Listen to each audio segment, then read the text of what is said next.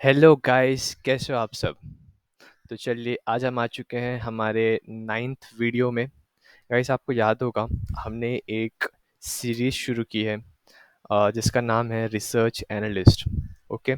So last video में यानी हमारा जो एट्थ वीडियो कंटिन्यूशन था उसमें हमने देखा था व्हाट आर डिपॉजिटरी रिसिप्ट्स। हमने एडीआर जीडीआर ये सारी चीज़ों को बहुत ही इन डेप्थ में कवर किया था। आज हम आ चुके हैं हमारे न्यू टॉपिक पे जिसका नाम है फॉरेन करेंसी कन्वर्टिबल बॉन्ड्स। तो चलिए आज हम इसको समझेंगे बहुत ही लेमन लैंग्वेज में। ओके, तो चलिए शुरू करते हैं। So foreign currency convertible bonds are foreign currency, usually dollar, denominated convertible debt papers issued by company in international market. Basically bonds है तो ये डेट पेपर्स है और ये इंटरनेशनल मार्केट में इशू किए जाते हैं। These instruments are to be understood the way convertibles are, with only difference that they are generally optionally convertible and issued offshore in different denomination under guidelines as defined by Reserve Bank of India from time to time। ठीक है guys, इस पूरे paragraph को हम बहुत ही lemon terms में समझेंगे चैट जीपीटी के हेल्प से। और गाइज यहाँ पे एक वर्ड आ रहा है ऑफशोर। इसका मतलब क्या होता है? सो गाइज दो वर्ड होते हैं, एक होता है ऑनशोर, एक होता है ऑफशोर। ठीक है। मैं इंडिया में रहता हूँ और मैं इंडियन कंपनीज में इन्वेस्ट करता हूँ। हम उसे कहेंगे मैं ऑनशोर कंपनीज में इन्वेस्ट करता हूँ। ठीक है। और अगर मैं बाहर की कंट्रीज में इन्वेस्ट करता हूँ तो हम उसे कहेंगे ऑफशोर। ठीक है। With in the country is called onshore and outside the country is called offshore. चलिए ये पैराग्राफ को जस्ट मैंने कॉपी किया था और फिर मैंने इसी पैराग्राफ को सिंपली चैट जीपीटी पे यहाँ पे पेस्ट कर दिया और उसका मैंने प्रॉम्प्ट डाल दिया explain in layman language with example. तो इन्होंने बता रहे हैं foreign currency convertible bonds are special type of loan. ये बेसिकली बॉन्ड्स है तो ये लोन्स ही होते हैं taken by companies from international investors. तो ये लोन कौन लेता है? कंपनीज लेती हैं और इंटरनेशनल इन्वेस्टर्स से लेती हैं। The loan is in foreign currency. ये जो लोन होता है फॉरेन करेंसी में होता है। ठीक है, वो कुछ भी हो सकता है, यूएस हो सकता है, यूरो हो सकता है, राइट। जैसे कि यहाँ पे भी एग्जांपल दिया है like dollar. And the company promises to repay it after a certain period. मतलब लोन लिया तो आफ्टर सर्टेन पीरियड तो पे करना ही होगा। However, instead of just getting the money back with interest, the investor has option to convert their loan into shares of a specific price। तो ये simple मतलब ये है फॉरेन करेंसी कन्वर्टिबल बॉन्ड्स का। ये जो बॉन्ड्स होते हैं ये कंपनी ऑफशोर मार्केट में इशू करती है यानी आउटसाइड द कंट्री। और वहाँ पे ना इन्वेस्टर्स इस पे इन्वेस्ट करते हैं, उनके पास एक ऑप्शन होता है या तो वो उन्होंने जो पैसा इन्वेस्ट किया है, ठीक है, यानी जो उन्होंने डेट पेपर खरीदे हैं, जब वो रिडीम होगा तो वो उन्हें प्रिंसिपल भी ले सकते हैं और अपने प्रिंसिपल के साथ इंटरेस्ट ले सकते हैं। This is one option. Second option ये है कि वो चाहे तो उस टाइम पे अपने जो पेपर्स हैं उनको शेयर्स में कन्वर्ट करा सकते हैं। That is the simple meaning of foreign currency convertible bonds. तो इसकी की पॉइंट्स क्या है ये देख लेते हैं। Currency, the bond is issued in foreign currency making it attractive to international investor, right. तो इंटरनेशनल इन्वेस्टर इंडियन मार्केट में आकर के इन्वेस्ट करेंगे उनके लिए बहुत डिफिकल्टी हो जाएगी। तो अगर यूएस करेंसी में बॉन्ड इशू है तो यूएस के इन्वेस्टर तो उसमें इजीली इन्वेस्ट कर सकते हैं, राइट। फिर ऑप्शनल कन्वर्जन, तो जैसे मैंने बताया यहाँ पे कन्वर्जन का ऑप्शन मिलता है। The investor can either take back their money with interest और convert the bonds into company share if the share price goes up. Simple, ये मैंने पहले बताया था। Issued abroad, basically the bonds are sold in international market, not in company's home country। मतलब ये country के बाहर ही इशू किए जाते हैं, तभी तो इनका नाम foreign currency convertible bonds, right. Regulated by RBI in India, ठीक है। Reserve Bank of India sets the rule for issuing FCCBs. तो एक रेगुलेटर है इंडिया में, आरबीआई उसके रूल्स एंड रेगुलेशन सेट करता है। चलो यहाँ पे एक एग्जांपल भी दिया इन्होंने। सपोज इन्फोसिस जो है उसको $100 million चाहिए एक्सपेंशन करने के लिए, ठीक है। तो instead of borrowing in India it issues FCCBs worth rupees 100 million in the US market. तो उसने इंडिया से ना कलेक्ट करके ये जो पैसा है यूएस मार्केट से उसने कलेक्ट किया, ठीक है। यहाँ पे जब ये जो भी इन्वेस्टर्स ने उसमें इन्वेस्ट किया उनके पास दो ऑप्शन है। इन्वेस्टर का ऑप्शन वन क्या है? Take interest and principal. After 5 years if Infosys stock has not increased much, investor can ask for their 100 million back along with interest. Option one. Option two क्या है? Convert to shares. If Infosys stock price increases significantly, investor can choose to convert their bonds into Infosys shares at a pre-age price. This way, they can potentially make a bigger profit.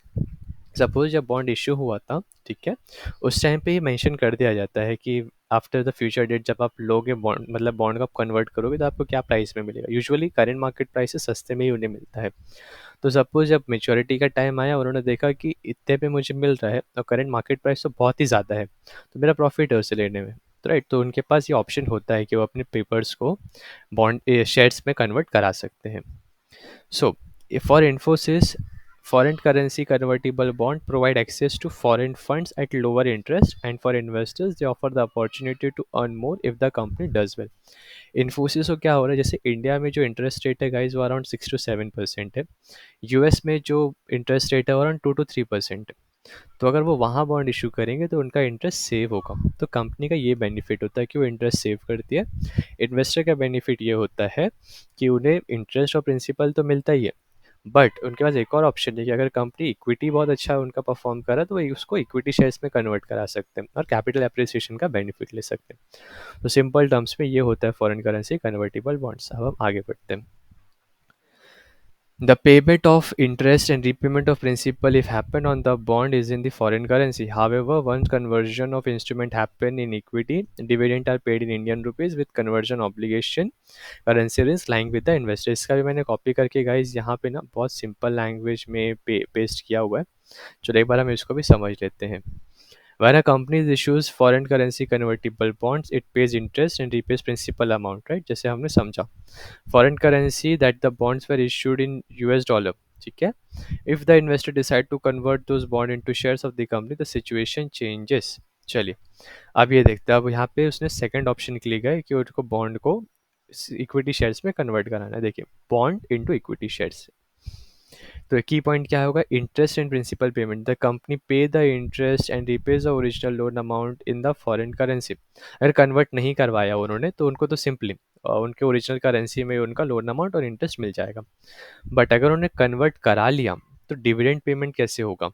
If the investor converts their foreign currency bond into company share, the company will pay dividend. ठीक है, dividend pay करेगी company उनको, because अब वो shares में convert हो चुका है तो शेयर होल्डर्स को तो डिविडेंड मिलता ही है। बट ये डिविडेंड किस में मिलेगा, in the local currency of the company. Infosys India की कंपनी है तो किस में डिविडेंड पे करेगी, आईएनआर में पे करेगी, right. In this case Indian rupees, right, INR. तो इस वजह से क्या हो जाता है, यहाँ पे करेंसी रिस्क आ जाता है इन्वेस्टर्स के लिए। अब करेंसी रिस्क क्या होता है वो समझते हैं एक बार। When the bonds are converted into share, the investors take on risk of currency fluctuation. This means if the value of Indian rupees goes down compared to foreign currency, that is US dollar, the value of the dividend could be affected. चलिए guys मैं आपको simple example से समझाता हूँ। ये देखिए guys, if you see अभी 2024 चल रहा है, ओके। 2024 का डेटा ये है कि $1 इज इक्वल्स टू 84 रुपीज़, ठीक है। बट ये जो है ना रुपीज़ की वैल्यू बहुत टाइम से डिमिनिश होती जा रही है। लाइक आज से 10 साल पहले 2014 में जो $1 इज इक्वल्स टू 42 43 समथिंग था, और आज $1 इज इक्वल्स टू 84 हो चुका है। चलो मैं मान के चलता हूँ आगे जाके डॉलर की वैल्यू और अप्रिशिएट हुई और रुपीज़ थोड़ा गिरा। तो सपोज मान करके चलते 2025 में $1 इज इक्वल्स टू 90 रुपीज़ हो गया। तो यहाँ पे करेंसी रिस्क क्या आता है इन्वेस्टर्स को। देखिए, एक इन्वेस्टर है, ठीक है, और इन्वेस्टर का नाम समझ लो आकाश है। आकाश के पास 10,000 शेयर है, किसके, इन्फोसिस के, ठीक है। Investor hold 10,000 shares of Infosys. चलो मैं यहाँ लिख देता हूँ आपके अंडरस्टैंडिंग के लिए, ठीक है। तो 2024 में इन्फोसिस ने डिविडेंड दिया 10 रुपये पर शेयर का, ठीक है। तो मेरे इन्वेस्टर के पास 10,000 शेयर थे, तो 10,000 इंटू 10 तो उसको 1 लाख का इनकम हुआ, ठीक है। 2024 में जब उसने 1 लाख रुपए को, 1 लाख आईएनआर को, इंडियन रुपीस को जब उसने डॉलर्स में कन्वर्ट कराया, देखिएगा इस यहाँ पे आप कैलकुलेशन देख सकते हो। 1 लाख कन्वर्टेड इनटू यूएसडी और 84 रुपीज़ है कि मतलब $1 इज इक्वल टू 84 रुपीज़। तो कन्वर्जन करने के बाद उसके पास $1,190 गए, ठीक है। कितने, $1,190। बट जब उसने 2025 में फिर से इन्फोसिस ने सपोज 10 रुपये शेयर का डिविडेंड दिया, पर शेयर का डिविडेंड, उसको 1 लाख रुपए INR में इनकम हुई। बट 2025 में जो रुपी है डेप्रिशिएट होकर 90 रुपीज़ हो गया है। ठीक है, $1 = 90 रुपीज़ हो गया। अब आप कैलकुलेशन देखिए, अब जब वो 2025 में 1 लाख रुपए INR को US डॉलर्स में कन्वर्ट कराएगा, तो उसे 1,111 शेयर ही मिल 1,111 डॉलर ही मिल रहे हैं। पहले उसे 1,190 मिले थे, अब 1,111 मिल रहे हैं। सी, तो कैसे यहाँ पे उसके डॉलर में फ़र्क आ जा रहा है, लाइक पहले 1,190 था। ओके, 1,190 और अब हो गया है 1,111। ओके, तो अगर मैं सिंपली इसको कैलकुलेट करूँ तो दिस माइनस दिस, तो उसको $79 का गाइस लॉस हो गया। मतलब इतना उसके करेंसी रिस्क से इतना उसको पैसा कम मिला, इतना डॉलर्स उसको कम हो गए। That is called currency risk. चलो आ जाते हैं वापस से हम इसमें। करेंसी रिस्क फॉर इन्वेस्टर ये होता है करेंसी रिस्क। अब गाइस देखिए यहाँ पे एक और एग्जांपल दिया हुआ है इन्होंने। Let's say Tata Motor issue foreign currency bonds in US dollar and raise $10 million from international investors. For the next few years, Tata Motors pays interest to the investors in US dollar. After 5 years, the bonds are due for repayment, and Tata Motors repay the original loan amount in US dollars. ये number one position, ये number one हो गया कि क्या हुआ, simple interest पे किया, बाद में प्रिंसिपल अमाउंट भी दे करके ख़त्म कर दिया। अब number two, now suppose an investor decide, अब इसमें ना करेंसी रिस्क नहीं होता है फर्स्ट वाले उसमें, बिकॉज उनको US डॉलर में ही मिल रहा है उनका पैसा वापस। अब नाउ सपोज इसमें करेंसी रिस्क होता है। Now suppose an investor decided to convert their foreign convertible bonds into Tata motor shares because the stock price has gone up and they want benefit from owning the shares. From this point on, any dividend payout to Tata Motors for those shares will be in Indian rupees, not US dollar. अब यहाँ पे currency risk कैसे आ सके, फिर से आप एक example दो guys. Currency risk comes into play for the investor because if the Indian rupee weakens against the dollar, the value of the dividend they receive in rupees will be less when converted back to US dollar. For example, 1 USD is equals to 70 INR. When they bought the bonds, bought in now 80 INR. Okay, their dividend have effectively lose the value in terms of US dollar, right? वो होता है, तो एक risk उनको आ जाता है investor को। Then फिर हम यहाँ पे आ चुके हैं एफ थर्ड पैराग्राफ उसका। FCCBs are regulated by RBI notification under the foreign exchange amendment act FEMA. The issue of foreign currency convertible bonds and ordinary shares through depository receipt mechanism 1993 laid down the guidance of such issues. तो इसको भी copy करके हम chat GPT पे आके देख लेते हैं कि क्या है। गाइस ये देखो, मैंने यहाँ पे ऑलरेडी उसे पेस्ट किया था कि आपकी इजी अंडरस्टैंडिंग के लिए। अब सीधे हम इसे रीड करते हैं। FCCBs are controlled by rules set by Reserve Bank of India under the Foreign Exchange Management Act FEMA. Foreign currency bond को कौन कंट्रोल करता है? रिजर्व बैंक ऑफ इंडिया करता है इंडिया में। और कौन से एक्ट के अंदर? फेमा एक्ट के अंदर। ठीक है, और ये एक्ट क्या करता है? This act help manage and control the flow of foreign exchange money from countries other than from other countries in India. Okay ठीक है। The issue of foreign currency convertible bonds in ordinary share through depository receipt mechanism 1993. एक definition है guys, एक बार देख लेते हैं। It is a specific set of guidelines that outlines how Indian company can issue foreign currency convertible bonds and other types of depository receipt. These rules ensure that when a company want to raise money from foreign investors or FCCBs, it does not it does so in a way that complies with Indian laws and regulation. ठीक है, तो guys ये जो law है ना, इसका ध्यान रखना। FCCB कौन कंट्रोल, या इसका MCQ जा सकते हैं आई बिलीव। FCCB को कौन कंट्रोल करता है? RBI कंडक्ट कंट्रोल करता है। कौन से लॉ के अंदर, कौन से एक्ट के अंदर? फैमा एक्ट के अंदर, फॉरेन एक्सचेंज मैनेजमेंट एक्ट। ठीक है, और इसमें एक और चीज़ लिखा हुआ है, issue foreign currency bond and ordinary share to depository receipt mechanism 1993। चलिए एग्जाम्पल भी दिया हुआ है यहाँ पे इन्होंने। If Akash industry and Indian company want to issue foreign currency convertible bonds to raise funds from international investors, it must follow these guidelines. कौन सी guidelines follow करना चाहिए? The rule laid out in the 1993 guidelines cover aspect like how the bonds are priced. ठीक है, number one. Second, how the conversion process work. ठीक है. Number three, and what document need to be submitted to RBI. ठीक है guys, पहला क्या है, how bonds are priced, bonds किस तरीके से प्राइस्ड होंगे, कन्वर्जन का प्रोसेस क्या होगा, डॉक्यूमेंट कौन कौन से सबमिट करना है आरबीआई को। This helps to keep the process transparent and ensure the foreign money is bought into current country in a regulated way. Simple. So guys, we are done with our foreign currency convertible bonds, page 31 में हम आ चुके हैं। अब guys यहाँ पे एक बहुत ही simple चीज़ है, इक्विटी लिंक्ड डिबेंचर, हम इसको एक बार समझ लेते हैं। ठीक है, so equity linked debentures are floating rate debt instrument whose interest is based on the return of the underlying equity assets such as Nifty 50, S&P, Sensex, individual stock or any customized basket of individual stock. Okay चलो हम इसको copy करते हैं, यहाँ पे इसको हम lemon language में इसकी मदद से समझेंगे।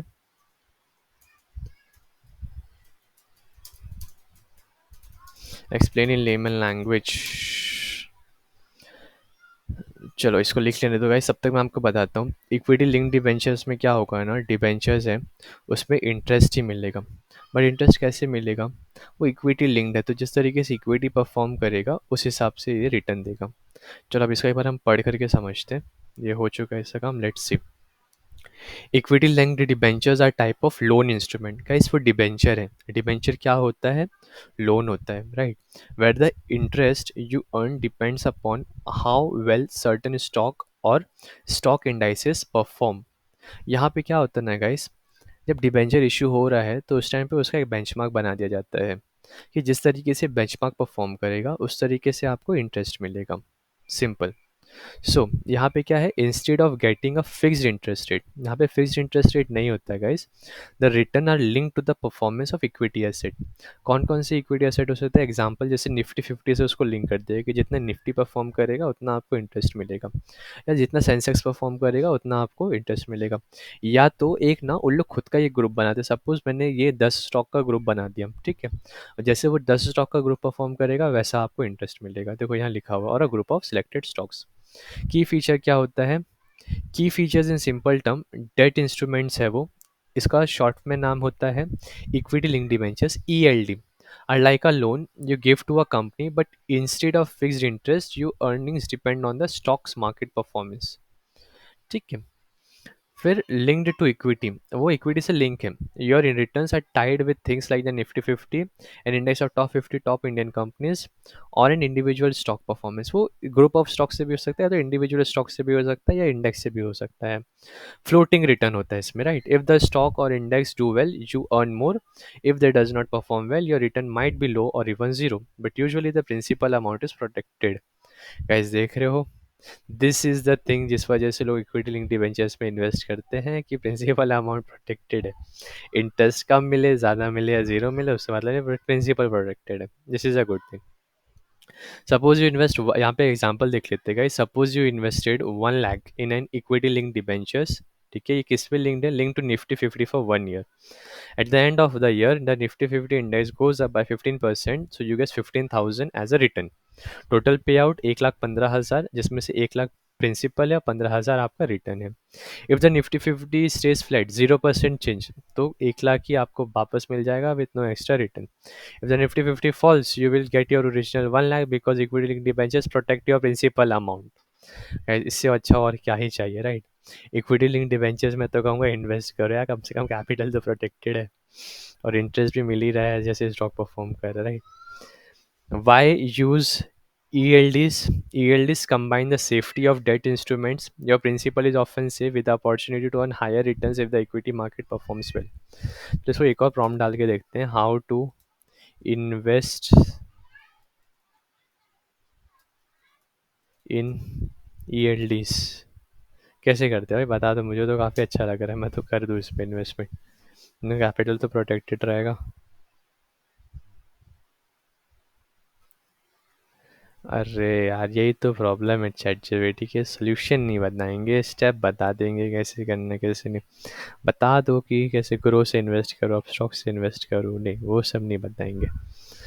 सम elders require demat account to hold the debentures in electronic form, if you haven't one open a demat account through a bank or, ठीक है भाई रहने दो, मैं किसी और से पूछ लूँगा। चलो भाई तुम आगे बढ़ते हैं हमारे चैप्टर इसी में। The issuer of bond invests a predetermined part of principal amount collected in fixed income security like bond, which provide principal protection, while the balance is used to buy options which provide exposure to return of equity. Thus, this instrument are generally structured in a way to give a full capital protection with the provision of equity participation to investor. Capital protection should be read as a non-existence of credit risk of default by issuer. This instrument still carry credit risk and accordingly rated by credit rating agencies. इस मोटा मोटी वही बताया है इन्होंने जो हमने अभी समझा है, बट फिर भी हम इसको और एक बार प्रॉम्प्ट दे करके और लेमन लैंग्वेज में समझ लेंगे, बिकॉज गाइस अपना गोल ये है कि चीज़ों को अंडरस्टैंड करना एकदम अच्छे से, राइट। एग्ज़ाम देने का मतलब ये है कि हमें अपने नॉलेज को इम्प्रूव करना है। चलिए, और जहाँ पे आ गए हम इसको वही प्रॉम्प्ट देंगे, explain in layman explain in layman language with example. चलिए गाइस, बहुत अच्छा है ये तो। इक्विटी लिंक्ड डिबेंचर्स मतलब इक्विटी के जैसा ही रिटर्न्स मिलेगा, राइट। और अगर रिटर्न्स नहीं मिला तो ज़ीरो है, बट फिर भी कैपिटल प्रोटेक्टेड है। चलो,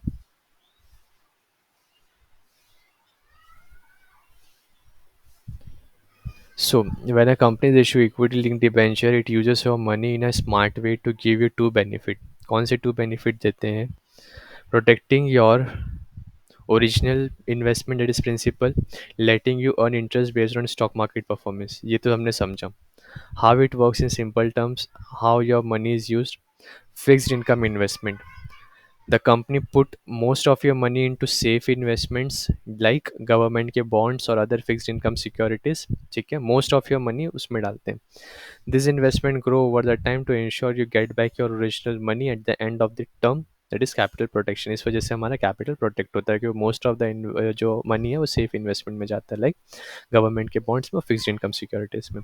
stock market investment, a smaller part of your money is use to buy options, okay, a type of financial product linked to the stock market. This option give you the chance to earn extra money if the stock market performs well। Okay, options लिया जाता है यहाँ पे इस वजह से। ठीक है गाइस, ठीक है। मतलब कैसा है ना डूड, मैं आपको बताता हूँ। यहाँ पे ना आपका पैसा सेफ ही रहेगा बिकॉज उन्होंने डेट इंस्ट्रूमेंट्स में इन्वेस्ट किया है, वहाँ से फिक्स्ड अमाउंट ऑफ रिटर्न आना ही आना है। दैट मीन्स आपका ओरिजिनल पैसा तो कहीं नहीं गया। ओके, जिन्होंने ऑप्शंस लिया है ना, ऑप्शंस में ऐसा होता है कि अगर आपको प्रॉफिट हो रहा है तो आप आपके ऑप्शन को एक्सरसाइज कर लो, ठीक है। अगर प्रॉफिट नहीं हो रहा है तो यू हैव द ऑप्शन कि आप एक्सरसाइज ना करो। तो वैसे आपका जो आपने ये दिया होता है ना, जैसे कि जब भी हम ऑप्शन में इन्वेस्ट करते हैं तो वी पे, ऑप्शंस में हम कौन सी फीस पे करते हैं? How we buy an option, premium pay करते हैं, तो बस प्रीमियम तक का ही लॉस होगा हमारा, बाकी जो है उसमें लॉस नहीं होता है। That's the reason. ये ये बहुत अच्छा है गाइस, मतलब कैपिटल प्रोटेक्टेड है और अगर ऑप्शंस आपका अच्छा परफॉर्म करा तो उससे भी आपको स्टॉक मार्केट के रिटर्न्स मिल जाएंगे। Important note, capital protection, the structure is design to return your full in initial investment but this does not mean this zero risk. Oh, zero risk नहीं है तो फिर क्या है? If the company issues the E L D can not repay, default you could lose money. अच्छा, default भी होता है क्या भाई इसमें? ठीक है, क्रेडिट रिस्क है। This is the risk of company failing to repay, okay. Due to help you understand this risk, credit rating agency like CRISIL ICRA assign rating to the ELDs. ठीक है, समझा गाइस? मतलब कि कई बार लोग डिफ़ॉल्ट भी करते तो उसी कंपनी के डिबेंचर्स खरीदो तो उसकी क्रेडिट रेटिंग अच्छी हो कि डिफ़ॉल्ट होने के चांसेस ना हो। चलो, एक एग्जांपल भी दिया उन्होंने, एग्जांपल से हम इसे और क्लियर वे में समझेंगे। Let's say you invest 1 lakh rupee in an equity linked debenture for 3 years। Here what happens? ओह चलो प्रैक्टिकली देखते हैं। फिक्स्ड इनकम पोर्शन 90,000, उन्होंने क्या किया? The insurer invest 90,000 in safe bonds, ठीक है। After 3 years this amount grow back to 1 lakh rupee, insuring you get your original money back, right.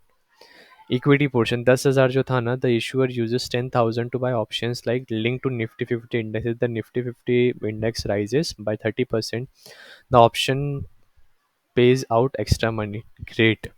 If Nifty 50 rises by 30%, you will get 1 lakh original money plus 3,000 return from options, very nice, yeah। But if Nifty 50 does not rise, you will get 1 lakh rupee your principal amount, simple। Key takeaways, the ELDs give you safety of getting your original money back while letting you enjoy some upside from stock market performance। However, The safety is not 100% guarantee because of the risk the issuer might default. Always check the credit rating of ELD before investing. Guys अब तो मेरा clear हो चुका है, ज़िंदगी में कभी नहीं भूलूंगा ये गुड लिंक डिबेंचर्स क्या होते हैं. Concept is clear. अब आता है commodity linked debentures, CLD. Guys ये वीडियो काफ़ी लंबा हो जाएगा अगर मैंने इसको भी इस वीडियो में कवर अप किया तो. नेक्स्ट वीडियो में हम कमोडिटी लिंक डिबेंचर्स को देखेंगे. चलो, आई होप आपको चीज़ समझ में आई होंगी. कुछ भी डाउट होगा इस तो प्लीज़ कमेंट सेक्शन में पूछिएगा. Thank you so much for your precious time. Have a wonderful day ahead guys.